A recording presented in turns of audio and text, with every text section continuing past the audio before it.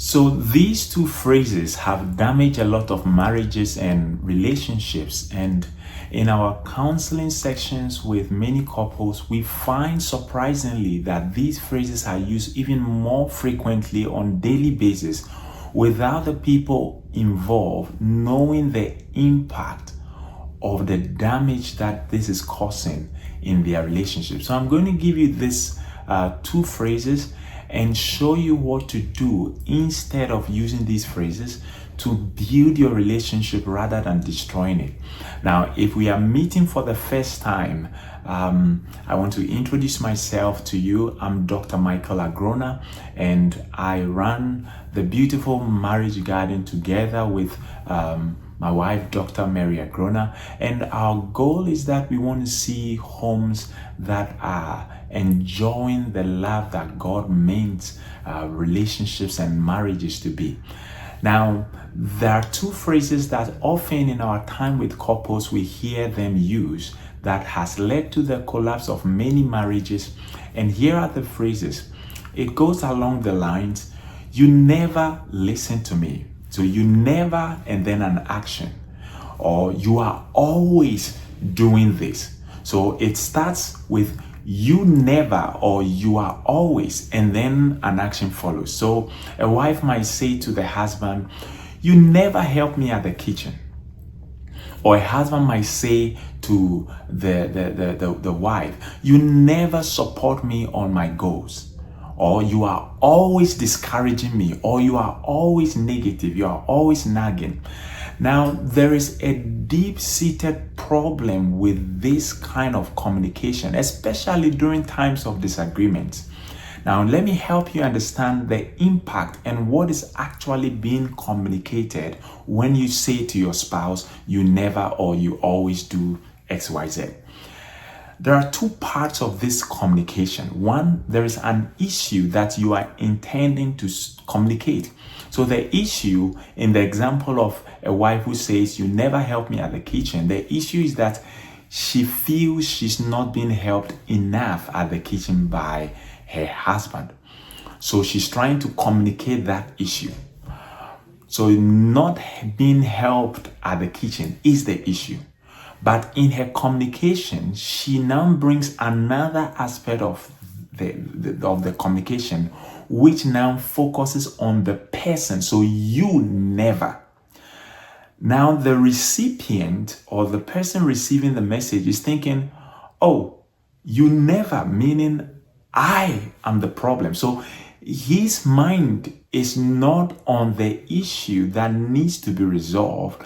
They are thinking, okay, so she's telling me I am the problem. Okay, so what is it that is wrong with me? Rather than fixing his mind on, okay, this issue or this is the issue of concern, because the statement started with you never or you always, now the person is straight away thinking, okay, so I'm a problem to you. Okay, now I am the problem. It's me, the person, that is a problem. And quickly they develop a defensive approach to whatever you're saying. Now, rather than telling your spouse you never, you always, which in many cases is not true, because even if they've done it or they've helped you once in the kitchen, then never is a very wrong word to be using. Now, instead of saying you never, rather here's what you could do. You could start the communication by identifying a strength of that person. Dear, you know what? I am so blessed to have you in my life. I see all the times that you've been there helping the children with their homework.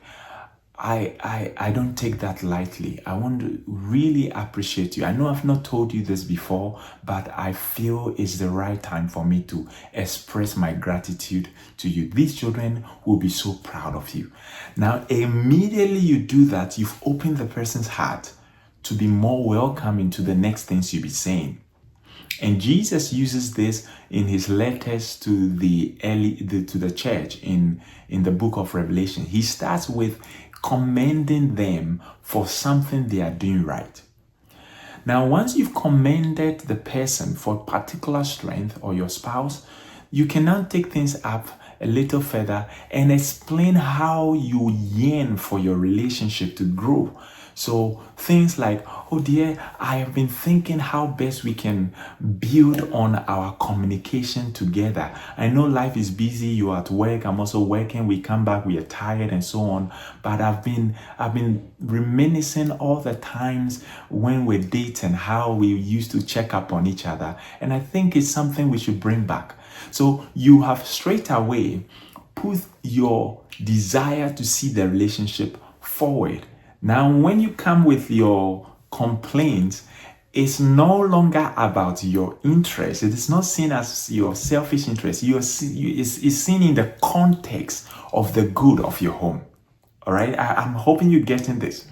So you're starting by saying, dear, you know what? I really admire this strength about you. You are an amazing person. I'm blessed to have you in my life. Then you are progressing to say, here's the things you do that I really, really admire. You are always there helping, working so hard to see the family grow, to see food on the table, to provide for us. And I'm sure the children will be grateful.